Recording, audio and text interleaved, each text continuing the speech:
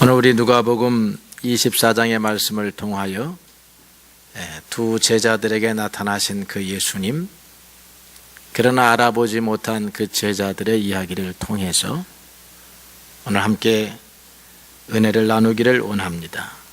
예수님이 골고다 위에서 십자가에 달려 돌아가신 이후 이제 장면이 바뀌어 가지고 예루살렘에서 25리 한 10km 정도 떨어진 엠마오라고 하는 마을로 내려가는 두 명의 제자들이 있었습니다.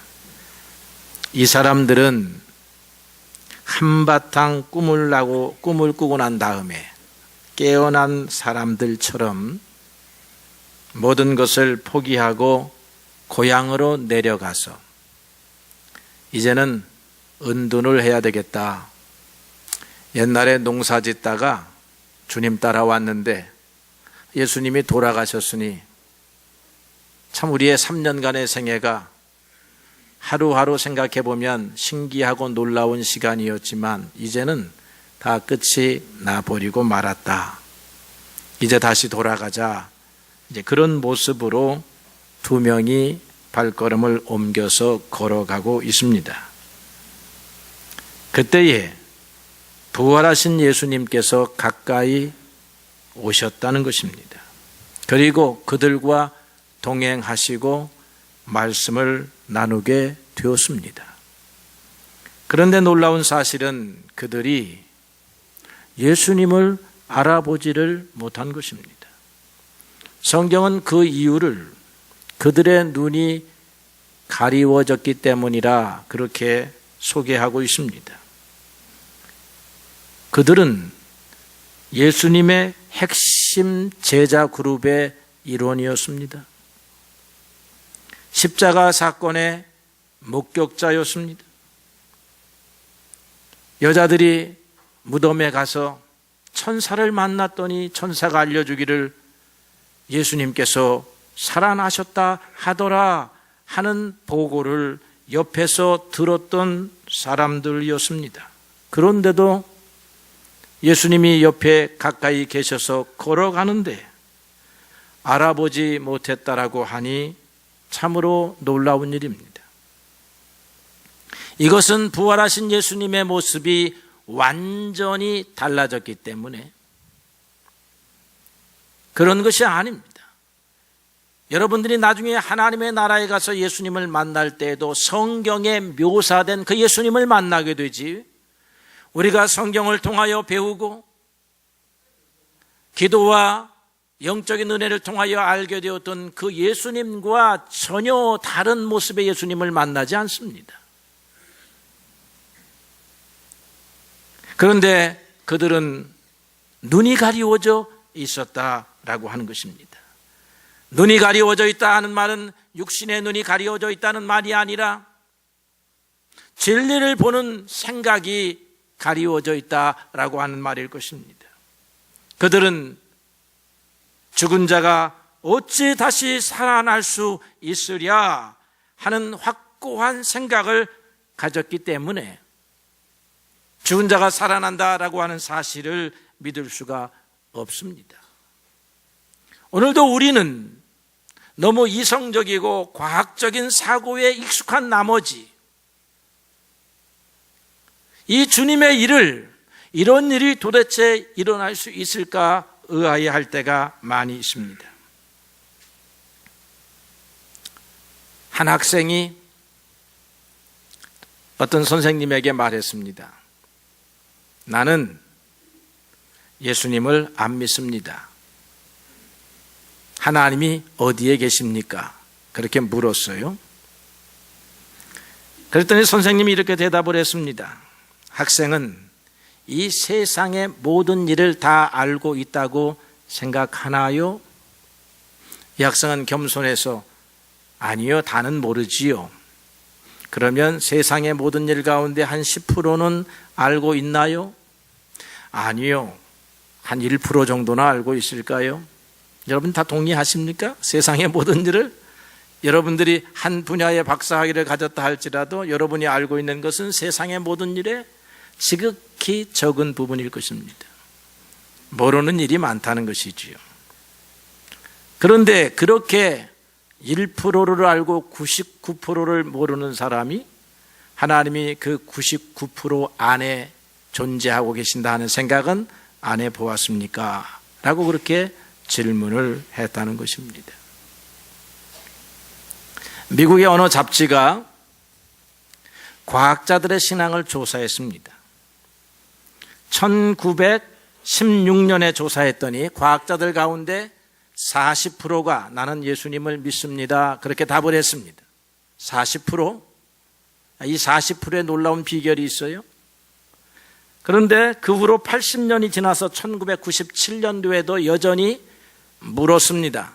80년이 지났으니까 우리의 세상이 완전히 뒤바뀌게 되었고 이 과학주의로 이성만능 시대에 살게 되었으니 과학자들의 수요가 줄어들었을 것이다 생각을 했는데 80년 후에 설문조사를 했는데도 40%가 나왔습니다. 여러분, 지금 전 세계의 종교 분포를 보면요, 기독교 인구가 40%입니다. 기독교는 뭘 말하는지 아시나요? 예수님을 구세주로 믿는 종교는 기독교야. 카톨릭이 다른 것 같아도요, 예전과 몇 가지 신조가 다른 것이지 예수님이 하나님의 아들이다라고 하는 사실을 믿기 때문에 기독교라고 합니다. 우리는 그 카톨릭이 잘못된 것이 많다 하고 좀 개혁적인 성향을 가지고 나왔기 때문에 개신교라고 합니다. 그러나 같은 기독교입니다.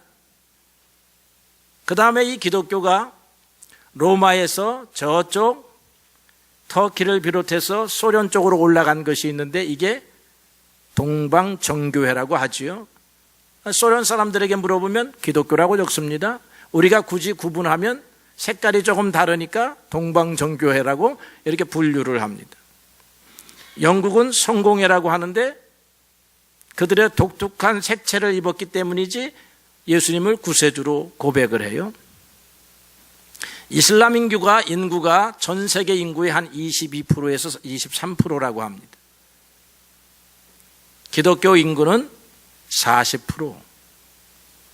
근데 우리 대한민국 기독교인의 인구는 몇 프로인가 이렇게 하면 40%까지는 안 되고 한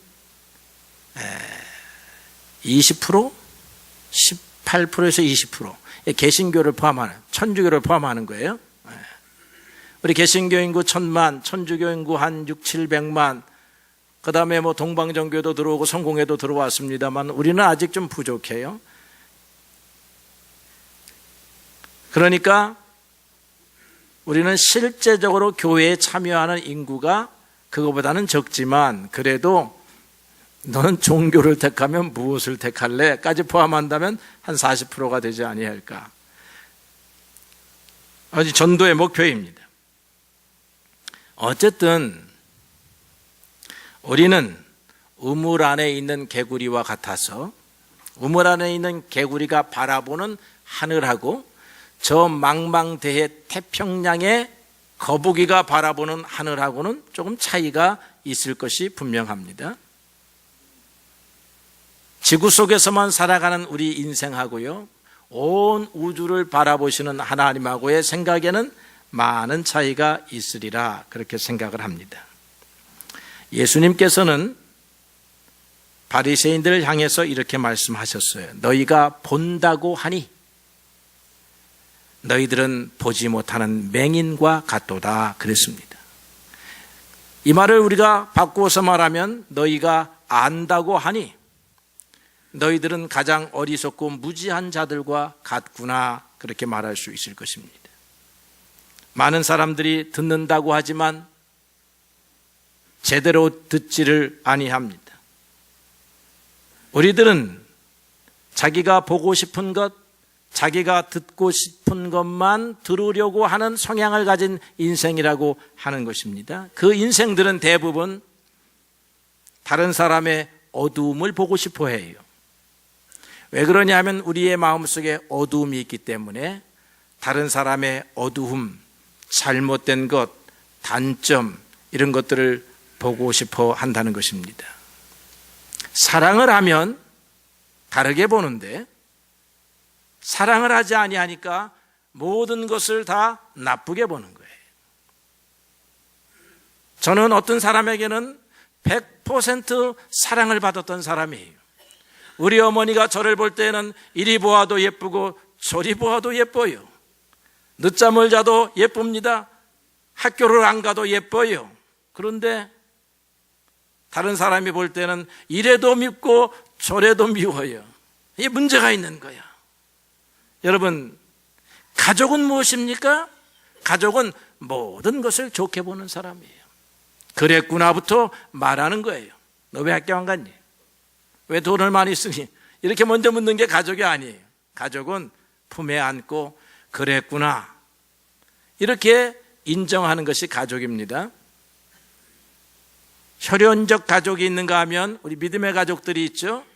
우리 믿음의 가족들은 서로가 서로를 좋게 보려고, 반대로 봐야 돼요. 여러분들의 생각을 확 바꾸셔야 돼요. 왜 저렇게 할까? 아니야, 뜻이 있어 하고 좋게 보십시오. 그게 가족입니다. 그래서 우리는 대부분 잘못 보고 있는 사람들이요, 잘못 듣고 있는 사람이다. 그래서 우리가 하나님에 대하여 잘 보고 있다 말할 수 없는 사람이에요. 하나님의 말씀을 잘 듣고 있는 사람이라 그렇게 말하기 어려운 사람들인 것입니다. 그래서 요한은 계시록에서 너희가 살았다고 하나 죽은 자들과 다름이 없구나 그렇게 말했어요. 제가 오늘 부활절 새벽 예배를 나오려고 집에서 나왔습니다.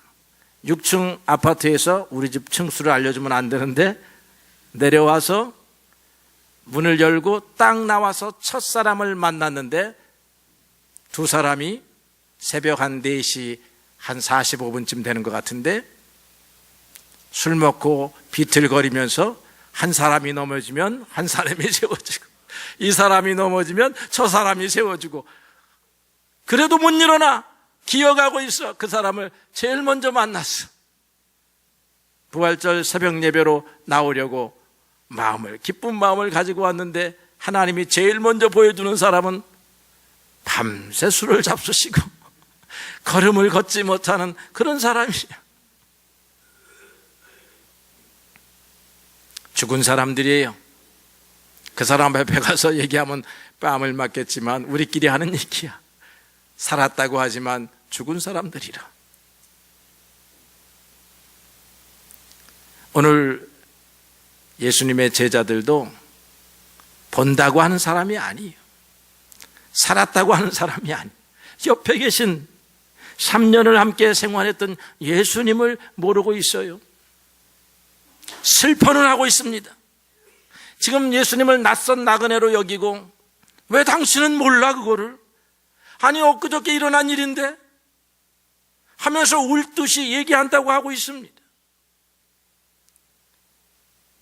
여러분, 예수님의 고난에 대해서 슬퍼하고 마음 아파하고 하는 것이 그것이 우리의 신앙의 전부가 아닙니다. 왜 예수께서는 그 일을 당하셨으며 그 일 이후에 예수님의 삶이 어떠했는가도 알아야 되는 것이요. 예수님께서 그들에게 이렇게 말씀을 하셨습니다. 미련한 사람들아, 선지자들이 말한 것을 그렇게도 안 믿는 사람들아 하고 이렇게 책망을 하시면서 너희들의 선생 그리스도가 어떻게 고난을 받아야 할지, 그 고난 후에 받아야 할 영광이 무엇인지에 대하여 말씀을 해주셨다라고 하는 것입니다. 그래서 예수님께서는 당신에 관하여 미리 예언된 성경의 말씀, 모세의 글과 선지자의 글과 시편의 글로 설명을 하십니다. 그들이 성경을 들을 때에 마음이 뜨거워졌습니다. 여러분, 하나님이요 이 세상의 3군데에다가 발자국을 남기신다 그래요. 하나님의 발자국이 있어요. 이 로빈슨 크루소라고 하는 책을 여러분들이 아시죠? 영국의 작가 데니엘 디포우가 로빈슨 크루소를 썼는데요, 여기에 이런 내용이 나옵니다. 어느 날 그 무인도 백사장에 배가 하나 딱 당도를 해요. 그러고 나서는 야, 여기 무인도인가 보다 라고 하고 내렸는데 발자국이 나 있는 거야. 야, 무인도에 웬 발자국이지? 이 발자국은 사람이 있다는 것인데 하고 그 발자국을 따라가요. 발자국을 따라가서 24년인가 28년인가를 홀로 살았던 그 로빈슨을 만나게 된다 이 말이에요. 발자국이 무엇입니까? 있다는 증거라 이 말이에요. 무인도인데 여기는 무인도야. 여러분, 발자국이 있어. 무인도이기 때문에 사람이 없어. 이게 아니에요. 무인도인데 발자국이 있구나. 이 발자국은 사람이 있다는 것인데 하고 발자국을 따라가 보았더니 사람을 만났습니다. 이건 이제 로빈슨 크루소가 구출되는 장면이고 우리는 거기서 끝나야 돼. 하나님은 당신의 살아계심을 이 세상에 세 군데의 발자국을 남기셨어요. 그것이 성경입니다. 여러분, 성경을 읽으면 하나님이 살아계신 것을 알 수가 있어요. 여러분, 그 성경을 읽으면 예수 그리스도께서 부활하신 것을 알 수가 있어요. 왜 그러냐 하면 우리의 마음에도 하나님이 발자국을 남기셨습니다. 영원을 사모하는 마음, 저 하나님의 세계를 사모하는 마음, 이 땅을 넘어서고 싶은 그러한 마음, 그 마음은 오직 인간에게만 있습니다. 그렇기 때문에 우리가 성경을 읽으면 가슴이 뜨거워지는 거예요. 안 뜨거워지는 사람이 있기 때문에 칼빈은 말하기를 버린 사람이 있는가 보다 그렇게 생각을 했어요. 뜨거워지는 사람들, 여러분, 뜨거워져서 왔단 말이에요. 그리고 예수님을 믿었단 말이죠. 이런 사람을 향하여 바울이 말하기를 영원전부터 하나님이 택하시기로 작정하신 분들이로구나, 그런 생각을 한 거죠. 또 한 군데 발자국을 남겨놓았는데 자연에다가 발자국을 남겨놓았습니다. 소련의 우주과학자가 인공위성을 타고 우주선을 타고 지구 바깥으로 나갔습니다. 좀 몇 분의 비행을 했습니다. 그는 말하기를 없더라. 하늘나라가 하늘에 있는 줄 알았더니 없더라. 하나님이 하늘나라에 있는 줄 알았더니 없더라. 그렇게 말을 했습니다. 하나님의 발자국을 못 찾은 거죠. 그런데 미국의 우주인은 하늘로 올라가서 보니까 오묘하구나. 참으로 이 세계가, 우주가 오묘하구나. 하나님의 놀라우신 작품이로구나. 이렇게 보았다는 거죠. 많은 사람들이 자연을 통해서 하나님의 발자국을 찾으려 하는데 절대로 못 찾습니다. 성경을 통하여 하나님의 발자국을 찾은 사람의 눈으로 볼 때에 자연을 보니까 하나님이 계신 것이 보이는 거예요. 하나님의 천지의 창조, 우리가 볼 수가 없는 것입니다. 그런데 이 온 우주가 너무나 질서정연하게 만들어져 있기 때문에 믿음의 눈으로 보니 하나님이 아니고서는 이러한 세계가 만들어질 수 없다라고 우리가 믿음으로 믿게 되는 거예요. 예수 그리스도의 고난, 인간을 구원하려고 하면 영웅이 나타나야지. 십자가에 달린 고난받는 사람이 어찌 우리의 구원자여 영웅이냐라고 할 때 우리는 자연세계, 부모를 보니 고난이라고 하는 것이 얼마나 위대한지, 얼마나 거룩한지, 얼마나 능력이 있는 것을 부모님의 희생과 사랑을 통하여 우리가 배우게 되는 거예요. 여기에도 하나님이 남기신 발자국이야. 하나님이 여러분 살아계시다고 하는 증거를 여러분의 부모님들을 통해서 보여주신단 말이죠. 예수 그리스도의 부활, 여러분 씨앗 하나가 땅에 떨어져서 죽었다가 다시 봄이 되니, 동토의 땅이었다가 봄이 되니 그 씨앗이 땅을 뚫고 생명을 갖고 일어서는 거, 이걸 보니 부활의 세계가 이런 것이로구나 하는 것을 배우게 되는 거예요. 그래서 우리가 자연을 보니, 인간관계를 보고 부모를 보니 그곳에 하나님이 숨겨놓으신 비밀들, 계획들, 더 나아가서 하나님의 존재를 우리가 볼 수 있게 되는 것입니다. 그래서 우리는 자연을 먼저 보려고 하지 말고, 삶의 현상을 먼저 보려고 하지 말고 성경을 보아야 돼요. 예수님은 그래서 이 두 제자에게 성경을 가르치고 있습니다. 성경을 읽자. 너희의 위대한 선지자라고 하는 모세가 그리스도에 대하여 어떻게 말을 했는지, 너희의 위대한 임금 다윗이 시편에서 그리스도에 대하여 어떻게 말을 했는지,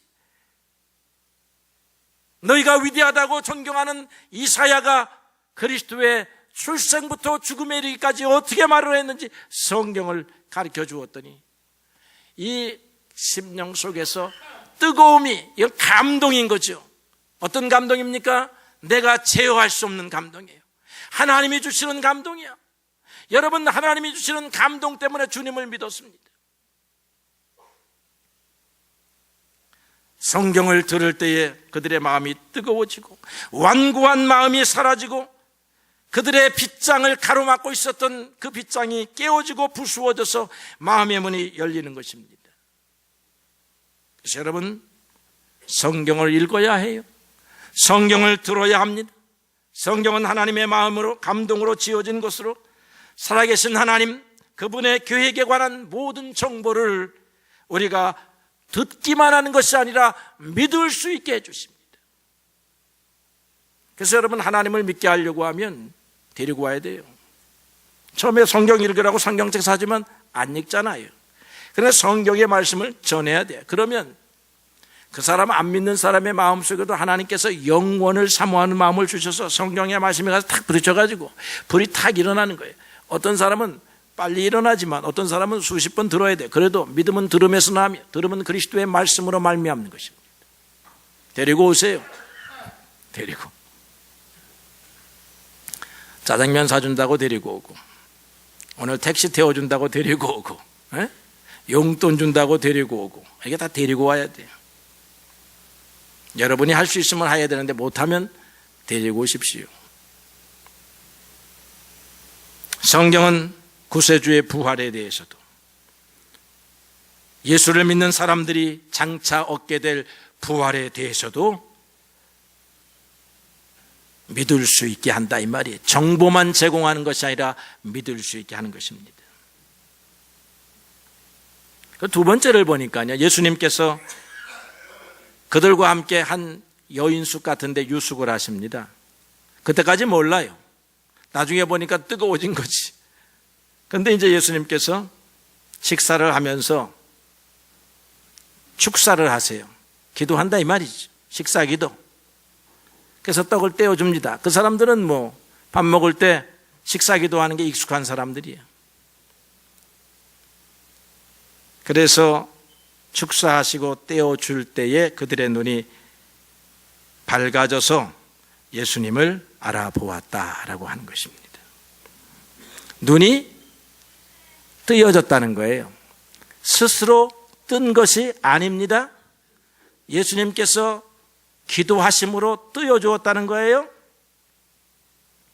하늘을 우리가 보려고 해서 하늘을 보는 것이 아니라 하늘이 열려졌기 때문에 우리가 본다는 것입니다.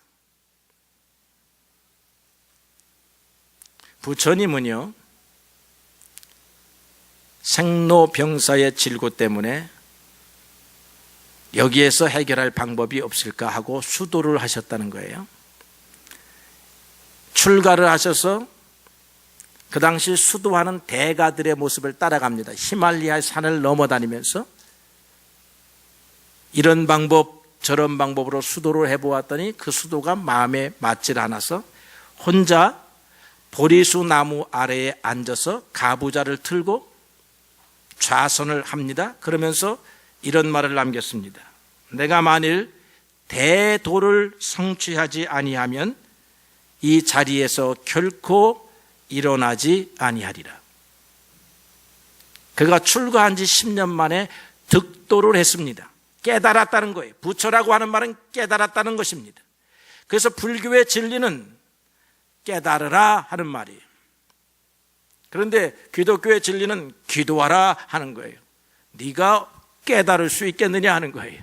하나님이 깨달을 수 있도록 기도하라. 인간이 스스로 깨달으면 이 100%의 세계 가운데 1%나 깨달을까 말까 한 것이에요. 아직도 밥 짓는 것을 깨닫지 못한 사람이 있고 빨래하는 것도 깨닫지 못한 사람이 있는데 그들은 대각을 꿈꿉니다. 대각. 크게 깨달아. 수도하면, 명상하면 깨달을 수 있다는 거예요. 그건 그분들의 이야기입니다. 오늘 기독교 이야기는 못 깨닫습니다. 주님이 여러분들에게 깨달을 수 있도록 기도해 달라는 거예요. 그리고 주님께서 우리에게 깨닫게 하는 방법은 하나님의 살아계심과 하나님께 나아가는 자는 반드시 그가 계신 것과 자기를 찾는 자들에게, 기도하는 자들에게, 이름을 부르는 자들에게 상 주시고 구원하시는 그분, 그것만 깨달으라고 하는 거예요. 그런 다음에는 우리가 하늘나라에 가서 다 깨달아. 여러분, 다른 건 못 깨달아도 괜찮아요. 하나님이 살아계신 것과 하나님 앞에 나아가는 사람들에게 하나님이 당신의 자녀로 돌보시고 인도하시는 것, 그거 하나만 깨달으면 돼요. 그런데 이것도 깨닫기가 어렵죠. 그래서 기도해야 되는 거예요. 기도하였더니 하나님의 살아계심을 알게 되는 거예요. 주님이 깨달음을 주시는 거죠. 예수님의 부활도 마찬가지입니다. 부활의 증거가 무엇일까? 여러분 찾지 마세요. 예수님을 믿었더니 예수님이 하신 모든 말씀을 믿을 수 있어서 그분이 나는 부활이요 생명이니 나를 믿는 자는 죽어도 살겠고 살아서 믿는 자는 영원히 죽지 아니라 하는 그 말씀을 내가 믿었더니 내 마음이 뜨거워지고 나의 삶이 바뀌게 되는 거예요. 마지막으로 여러분들이 할 일이 있습니다.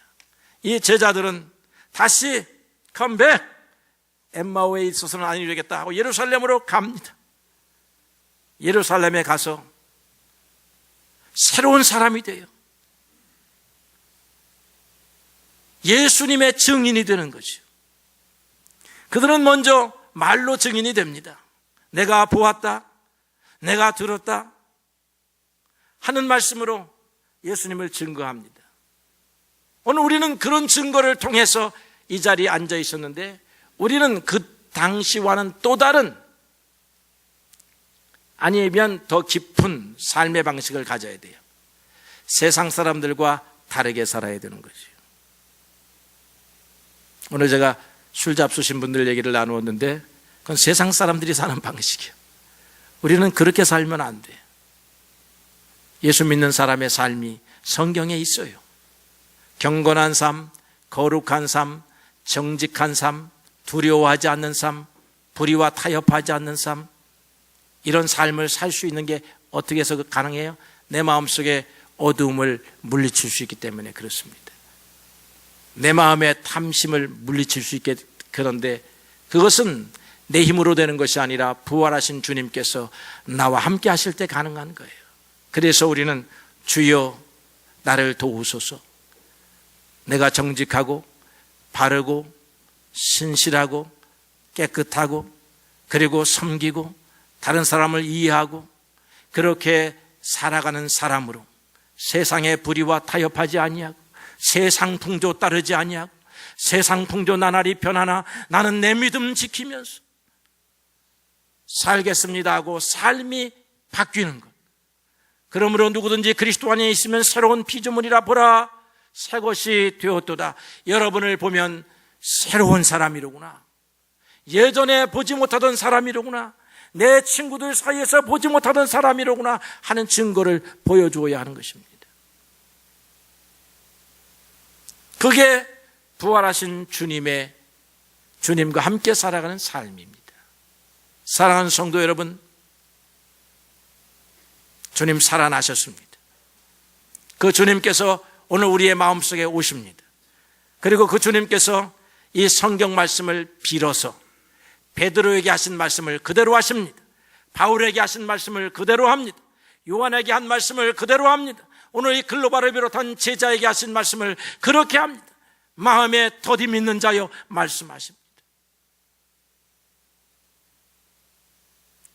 그 음성을 들으시고 주님 새롭게 살게 하옵소서. 죽음을 이길 수 있는 삶을 살게 하옵소서. 두려움을 이길 수 있는 삶, 거짓과 불의를 이길 수 있는 새로운 삶을 우리에게 선사하시옵소서. 그렇게 기도하고 새로운 길을 걸어가는 사랑하는 성도들이 되시기를 예수의 이름으로 축복합니다.